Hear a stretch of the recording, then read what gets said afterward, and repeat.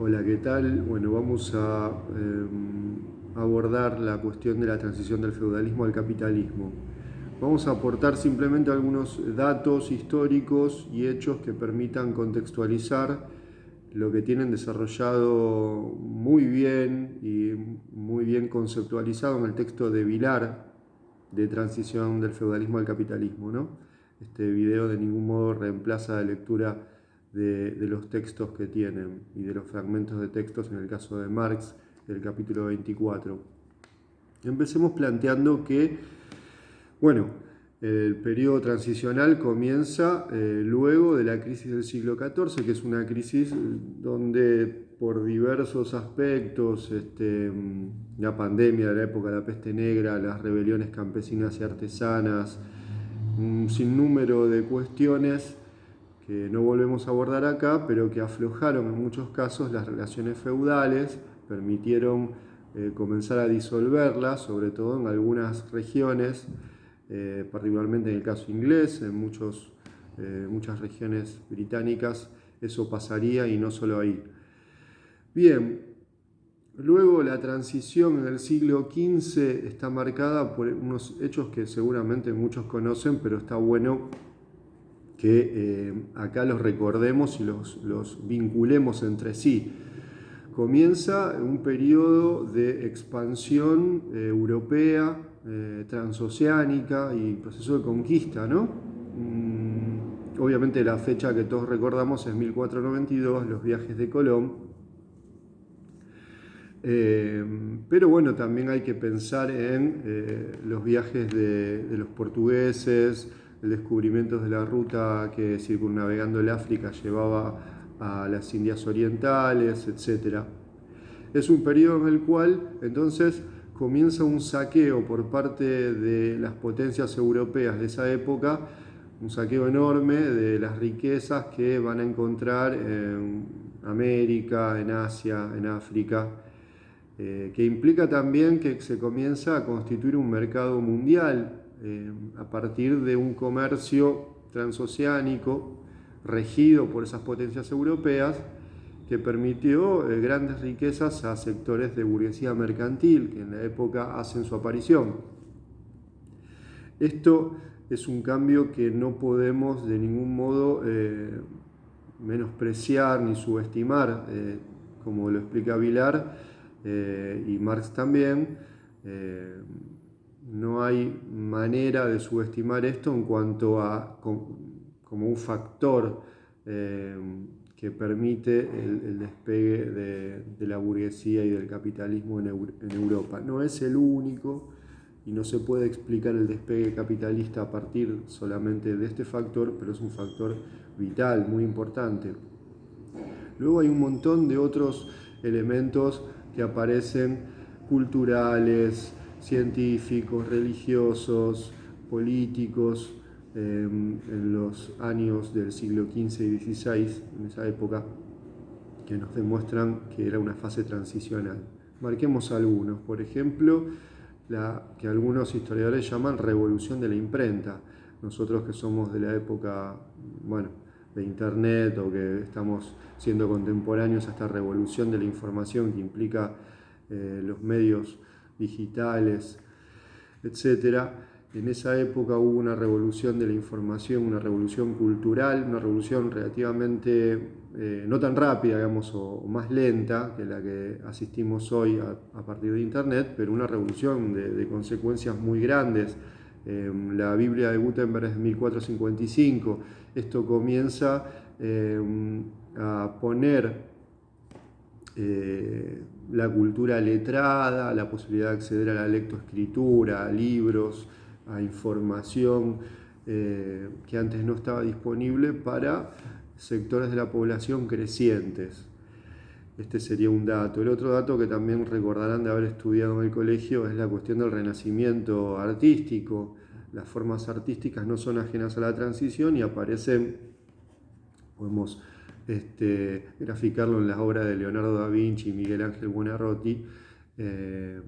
como una ruptura con las formas artísticas previas, un arte cada vez menos determinado por los motivos religiosos católicos, que retoma y desarrolla y despliega formas artísticas que se habían dado en la antigüedad clásica, etcétera, etcétera. No nos podemos detener en eso. En el plano filosófico también aparecen avances en un mismo sentido, novedades. Por ejemplo, habrán escuchado hablar de René Descartes y de Francis Bacon, las obras de los filósofos que tienden a poner el razonamiento, la investigación por arriba de principios inmutables, estáticos, de una forma más religiosa, dogmática, propia del catolicismo en los años medievales. ¿Se acuerdan de la frase de René Descartes que era pienso, luego existo? Digamos lo que se llamó la duda metódica, la idea de que el razonamiento es de algún modo lo esencial a la humanidad. Y el razonamiento es cuestionador, pone en duda, no se basa en apriorismos. Esto es lo que empieza a abrirse.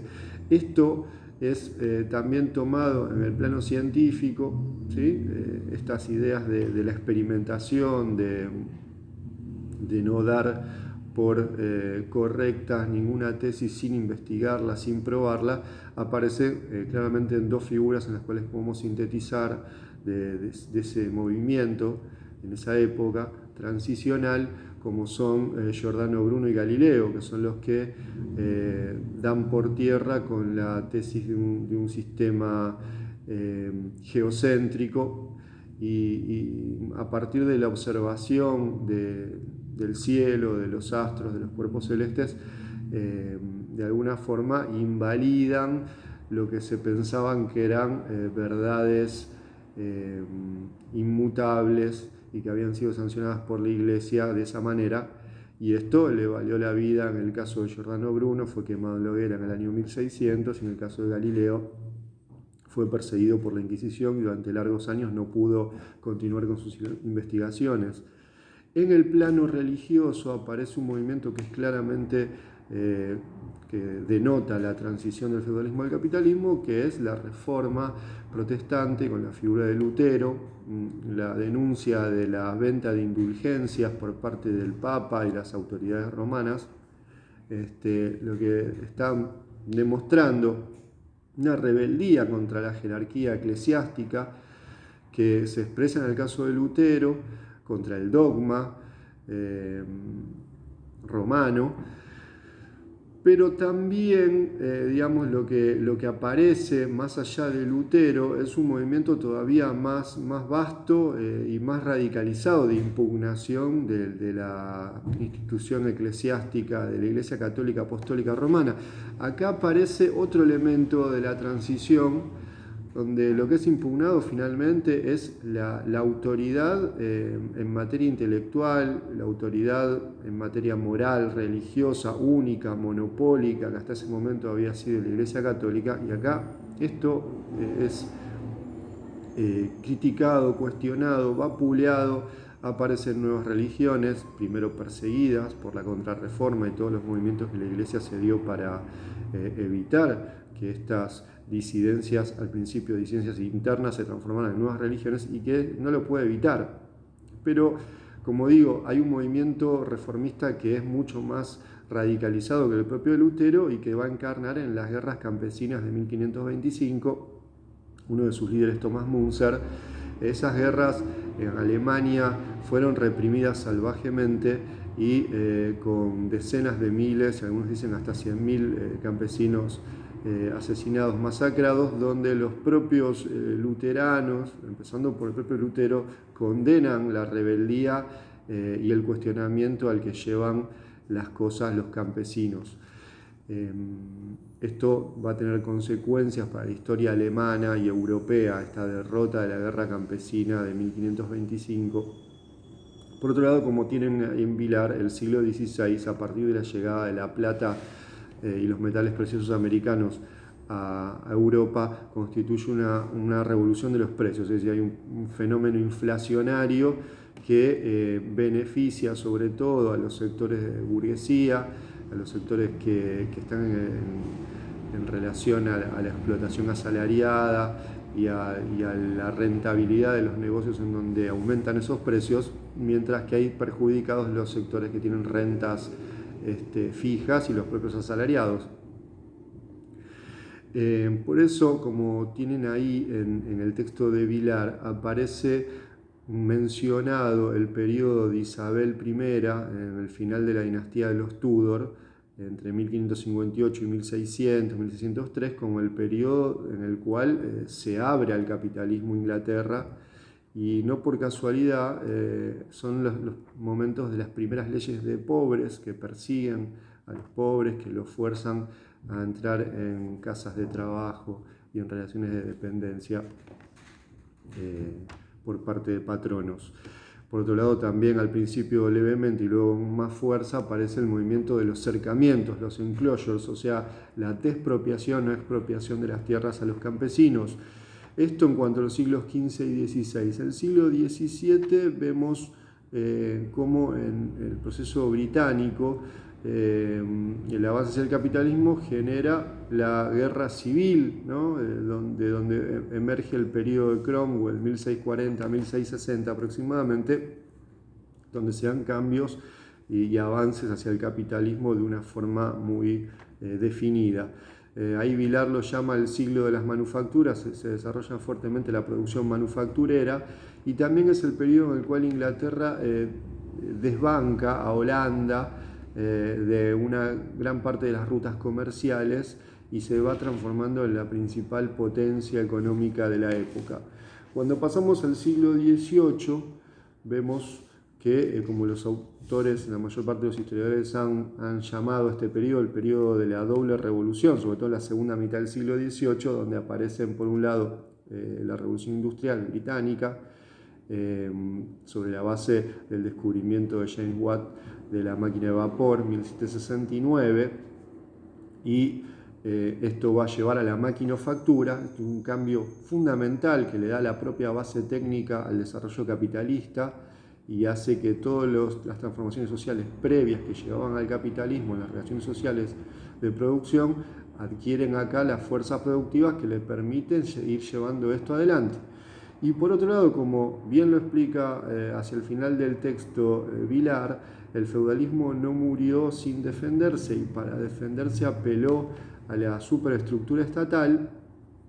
Esa superestructura estatal son estas monarquías absolutistas en muchos casos, como en el de Francia, en el cual para poder avanzar las fuerzas que pugnaban en relación a un mundo de avance del capitalismo y de la burguesía, necesitaron romper el estrecho margen que les dejaban esa superestructura estatal y adquirir entonces un carácter revolucionario, una conciencia y unas formas que los llevaran a poder desbancar esas viejas formas de Estado. Entonces podemos decir que la doble revolución del siglo XVIII, de la última parte del siglo XVIII, permite justamente coronar todo ese proceso de transición que estamos viendo y que analizamos muy sintéticamente hasta acá.